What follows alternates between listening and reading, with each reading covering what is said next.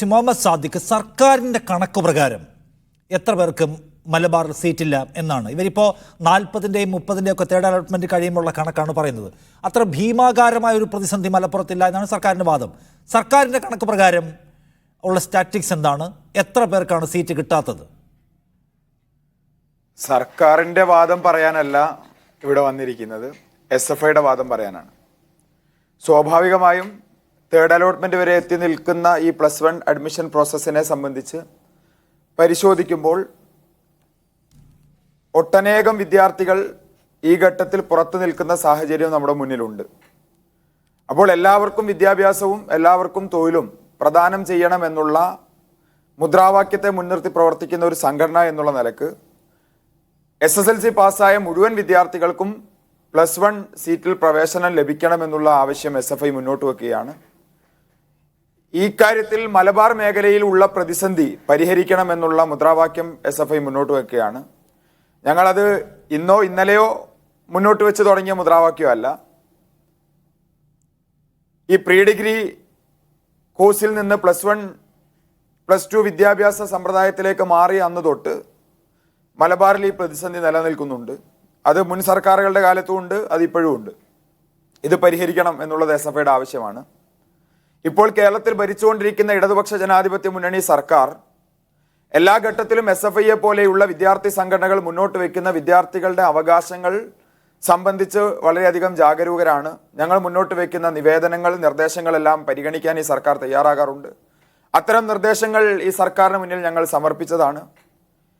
ഈ ഘട്ടത്തിൽ തേർഡ് അലോട്ട്മെന്റിലേക്ക് വന്ന സാഹചര്യത്തിലും വിദ്യാർത്ഥികൾ പുറത്തു നിൽക്കുന്ന സാഹചര്യത്തിൽ ഞങ്ങൾ നേരത്തെ പ്രഖ്യാപിച്ചതുപോലെ നിവേദനത്തിലും അതേപോലെ തന്നെ ഞങ്ങളുടെ ആവശ്യത്തിലും ഒതുങ്ങി നിൽക്കുന്ന സാഹചര്യത്തിൽ നിന്നുപരിയായി പ്രത്യക്ഷ സമരത്തിലേക്ക് പ്രവേശിക്കേണ്ടതുണ്ട് എന്നുള്ള തിരിച്ചറിവിൻ്റെ അടിസ്ഥാനത്തിലാണ് SFI ഇന്ന് ഈ പ്രശ്നം രൂക്ഷമായ മലപ്പുറം ജില്ലയിലേക്ക് കലക്ടറേറ്റ് മാർച്ച് സംഘടിപ്പിച്ചുകൊണ്ട് പ്രത്യക്ഷ സമരം ആരംഭിച്ചിരിക്കുന്നത്. ഇവിടെ ഈ ചർച്ചയിൽ പങ്കെടുത്തുകൊണ്ടിരിക്കുന്ന മറ്റു പല വിദ്യാർത്ഥി സംഘടനകളും SSLC പരീക്ഷയുടെ ഫലം പ്രസിദ്ധീകരിച്ച് +1 അഡ്മിഷൻ പ്രോസസ്സ് ആരംഭിച്ച അന്ന് തൊട്ട് സമരത്തിനുള്ള ശ്രമത്തിലാണ്. ഒരു പ്രശ്നം ആരംഭിച്ച് അത് എത്രത്തോളം രൂക്ഷമാണെന്ന് തിരിച്ചറിയുന്നതിന് മുമ്പ് തന്നെ ഒരു മുൻവിധിയോടുകൂടി സർക്കാർ വിരുദ്ധ നരേഷൻ സൃഷ്ടിക്കാനുള്ള ശ്രമം നടത്തിയ അത്തരം രാഷ്ട്രീയ പ്രേരിതമായ സമരങ്ങൾക്കാണ് ഇക്കൂട്ടർ ശ്രമിച്ചത്. എന്നാൽ SFIയെ സംബന്ധിച്ചിടത്തോളം കേരളത്തിൽ ആര് ഭരിക്കുന്നു എന്നുള്ളതല്ല, അത് UDF ആകട്ടെ LDF ആകട്ടെ, വിദ്യാർത്ഥികളുടെ അടിസ്ഥാന അവകാശങ്ങൾ സംരക്ഷിക്കപ്പെടണം എന്നുള്ള നിലപാടാണ് അടിസ്ഥാനത്തിലാണ് ഞങ്ങൾ ഇപ്പോൾ ഈ മുൻവിധിയുണ്ട് നിങ്ങൾ ആരോപിക്കപ്പെടുന്ന ആളുകൾ അവർ ചെയ്ത സമരം ശരിയായിരുന്നുവെന്ന് SFIക്ക് മനസ്സിലാവുകയാണ്. കാരണം ഒരു ഒരു ആരോഗ്യകരമായ സംസാരത്തിൽ സർക്കാർ അംഗീകരിക്കാൻ പോകുന്നില്ല ഇവിടുത്തെ ആവശ്യം. അപ്പോൾ സമരം വേണ്ടി വരുമെന്ന് നിങ്ങൾക്ക് ഇപ്പോൾ മനസ്സിലാവുന്നുണ്ടോ? മുൻവിധി എന്ന് പറയാൻ കാര്യം, ശ്രീ നിഷാദ്, ഈ UDF സർക്കാരിന്റെ കാലത്തും മലബാറിൽ സമാനമായ പ്രതിസന്ധി ഉണ്ട്. കഴിഞ്ഞ ദിവസങ്ങളിൽ വിവിധ ചാനലുകളിൽ നടന്ന ചർച്ചകളിൽ ഞങ്ങൾ ആ കണക്ക് വായിച്ചതാണ്. ഇവിടെ വായിക്കണമെങ്കിൽ വീണ്ടും വായിക്കാം. അല്ല, UDF സർക്കാരിന്റെ കാലത്തെ പരിമിതി പറയലല്ലോ ഈ സർക്കാരിന് നമ്മൾ ഏൽപ്പിച്ചിരിക്കുന്ന ഉത്തരവാദിത്വം. ഈ സർക്കാർ 2 ടേമായി കേരളത്തിലുണ്ട്. ഈ സർക്കാർ മലബാറിലെ സീറ്റ് പ്രതിസന്ധി പരിഹരിക്കുമെന്ന് തെരഞ്ഞെടുപ്പ് പ്രകടന പത്രികയിൽ വാഗ്ദത്തം ചെയ്ത സർക്കാരാണ്. ഈ സർക്കാരിനോട് ചോദ്യം ചോദിക്കുമ്പോൾ മോദി നെഹ്റുവിനെ പറയുന്ന പോലെ പറയാനല്ലോ നമ്മൾക്ക് അവരെ ഉത്തരവാദിത്തം ഏൽപ്പിച്ചിരിക്കുന്നത്. സോ നിങ്ങൾക്ക് മനസ്സിലായി ഈ ഗവൺമെൻറ് ആ കാര്യത്തിൽ ഒരു വഞ്ചനാ സമീപനം എടുക്കുകയാണ് എന്ന്. കാരണം ഇപ്പോൾ SFIയുടെ പൊസിഷൻ എന്താണ്? മലബാറിലെ സീറ്റിനെ കുറിച്ച് വിദ്യാഭ്യാസ മന്ത്രി വി ശിവൻകുട്ടിയും സർക്കാരും വ്യാജം പറയുന്നു എന്ന് തന്നെയല്ലേ നിങ്ങൾ സമ്മതിക്കുന്നത്? അല്ല, മുൻ സർക്കാരുകളെ കുറിച്ച് പറയണം.